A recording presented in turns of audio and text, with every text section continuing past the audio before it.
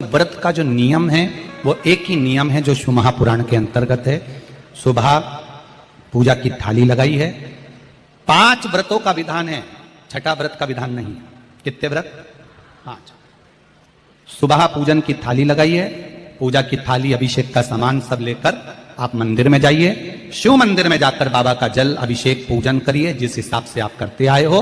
पूजन की थाली में सामान उतना रखना जो शाम को भी आपके साथ चला जाए, अलग से नहीं रखना पड़े।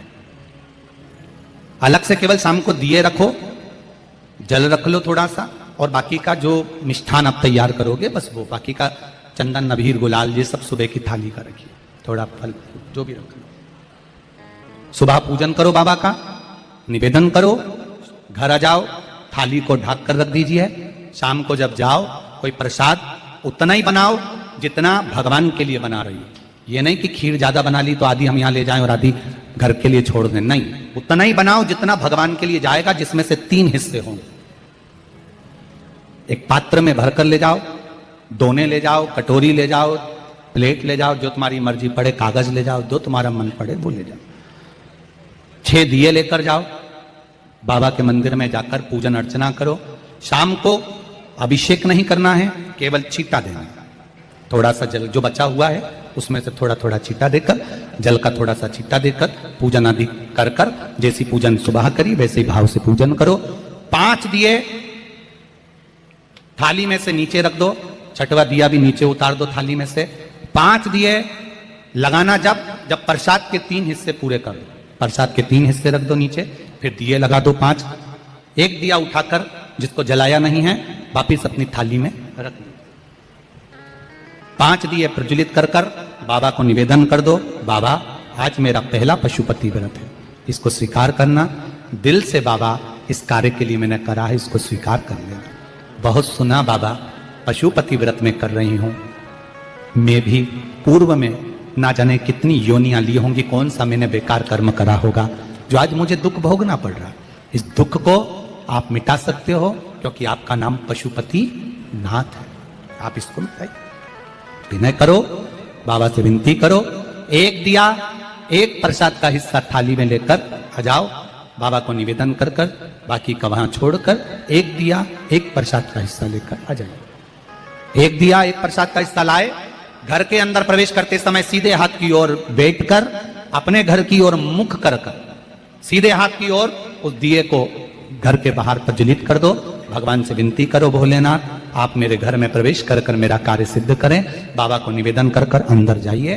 भोजन करने से पहले जो मीठा है, एक हिस्सा प्रसाद का है, उसको खा लीजिए। उस हिस्से में से किसी को नहीं देना, चाहे घर में बच्चे हों चाहे बड़े हों। उस प्रसाद का हिस्सा केवल तुमको खाना। पहले प्रसाद खाइए, उसके बाद में फिर भोजन करिए। एक समय फलाहार कर सकते हो, दूसरे समय भोजन कर सकते हो। इसमें जरूरी नहीं कि आपको मीठा ही खाना है। शाम का जो प्रसाद बनेगा वो मीठे का ही भोग लगेगा। सुबेरे आप आराम से नमकीन का भी फलाहार कर सकते हो, मीठे का भी फलाहार कर सकते हो। फलाहार के लिए कोई मना नहीं है, फलाहार आप कैसा भी कर सकते हो। पर भोजन जब करोगे, अन्न जब खाओगे, जब पहले भगवान का प्रसाद खा लो। 4 पशुपति व्रत पूर्ण हो। बीच में अगर कहीं रजस्वला धर्म आ गया, आपको पूजन नहीं करना है, घर में कोई सूतक सावड़ आ गया, या कोई व्रत फंस गया, एकादशी आ गई, या कोई व्रत आ गया, तीज आ गई, चतुर्थी आ गई, जिसका आप व्रत करते हुए आए हो, तो पशुपति व्रत उस दिन मत करो, फिर अगले सोमवार कर लेना। 3 हो गए, एक रह गया बीच का, उसको अगले में करो, वो चौथे में गिनती में आ जाए। 5वां छूट गया, कोई बात नहीं, 1 महीने बाद तो होगा, 8 दिन बाद तो होगा, 15 दिन बाद तो होगा, फिर उसको गिन लो, 5वां हो जाए। महाराज ऐसे 5वां व्रत जब आए, 5वें व्रत के दिन शाम को जब पूजन करने जाओ, एक श्रीफल, कुछ रुपए, 11 रुपए आदि जो भी है, नारियल पर रखकर बाबा को विनय कर कर, बाबा आज मेरा पशुपति व्रत पूर्ण हो रहा है, आपकी कृपा हो, मेरी झोली भरना बाबा, विनती करो। और वो श्रीफल रुपया रखकर 5 दिए लगाकर, एक दिया वापिस लेकर, एक हिस्सा प्रसाद का लाकर देहली पर अपने वही दिया लगाकर अंदर प्रवेश कर कर भोजन ग्रहण करो। बाबा को निवेदन कर लो। पशुपति व्रत का कोई उद्यापन नहीं है, पशुपति व्रत का एक ही उद्यापन है, जो श्रीफल और 11 रुपए आपने मंदिर में रखे हैं, वो उद्यापन के भाव से रखे हैं, भगवान को नमन कर कर रखे हैं। ये पशुपति व्रत। अब दुनिया के लोग इसको पशुपति व्रत को कहीं इतनी बत्ती लगा दो, तो इतनी बत्ती का दिया लगाओ, तो ऐसा करो, तो गलत। उसका नियम जो है वो एक ही, उस नियम के अलावा कोई नहीं। आप प्रेम से करो, स्नेह से करो, उसको दिल से विचारो, मन से विचारो। शंभो शरणे पड़ी मांगू घड़ी रे घड़ी दुख काटो दया करी निदर्शन। आप दिल से उसका स्मरण, ये पशुपति व्रत है। एक व्रत करने के बाद अगला जब व्रत करो तो थोड़ा रुक कर करना, एक साथ लगे लगाए व्रत ना करिएगा, थोड़ा रुक कर करिए, इंतजार करो 3 महीने का कि बाबा मेरी ऊपर कृपा जरूर करेगा।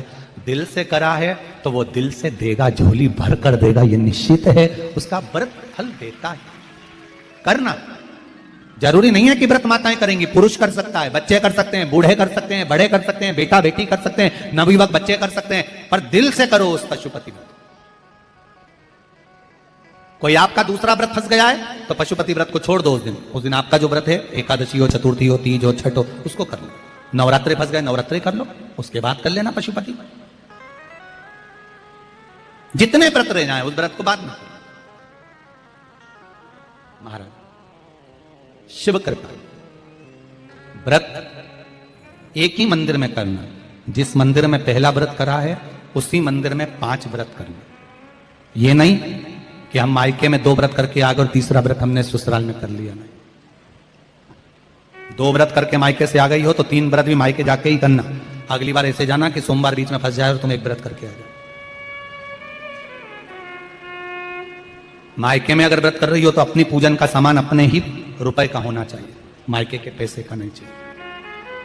कुंवारी होती और तुम मायके के सामान से पूजन करती, अगर कुंवारी होती तो तुम्हारा वो पूजन लगता, पर विवाह होने के बाद, गोत्र बदलने के बाद आप अपना पूजन का धन अपना खर्च करें।